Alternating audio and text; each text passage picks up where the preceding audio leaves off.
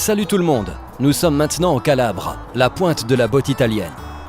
Maida Cortale est notre premier parc éolien en Calabre. Il a été installé en 2011. Il comporte 32 turbines MM82 avec une sortie nominale maximale de 65,6 MW. Nous avons maintenant un second parc éolien à Torre di Ruggiero et nous prévoyons d'en installer un troisième à Cimeri Cricchi. Une équipe de service très expérimentée est basée en Calabre. Nous allons maintenant voir comment il travaille avec l'ascenseur de service.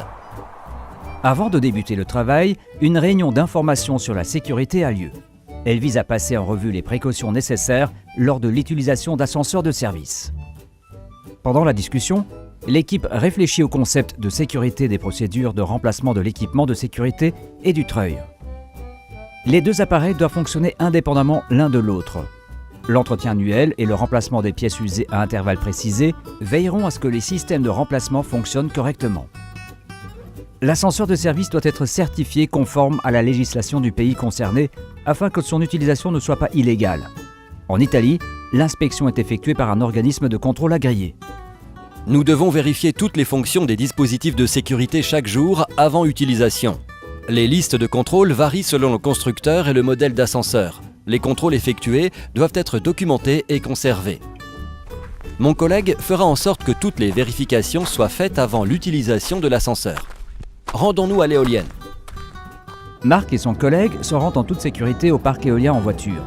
Ils décident que l'un d'eux pourra utiliser des boîtes ou des sacs certifiés pour transporter les outils dans la turbine, tandis que l'autre effectuera les contrôles de préutilisation de l'ascenseur. Voici la liste que nous utilisons. On vérifie tout d'abord la formation. Je suis formé sur ce type d'ascenseur et ma formation a été dispensée il y a au moins 2 ans. Ensuite, l'ascenseur a été entretenu et sa certification a été renouvelée il y a moins d'1 an. La vignette d'inspection confirme que l'ascenseur possède une homologation valide. En fait, cette dernière a été renouvelée la semaine dernière. Contrôle de fonctionnement. Vérifier que l'ascenseur se déplace librement, qu'il monte et qu'il descend. Vérifier que le bouton d'urgence est éteint. Vérifier le fonctionnement de l'équipement de sécurité en actionnant le levier de dégagement et en tirant sur le câble fortement afin de déclencher la fonction de survitesse. Déclencher la fonction des interrupteurs de limitation 1, 2, 3, 4, 5 et déceler tout bruit inhabituel. Bon, je peux maintenant signer la liste de contrôle et la ranger dans le journal de l'ascenseur.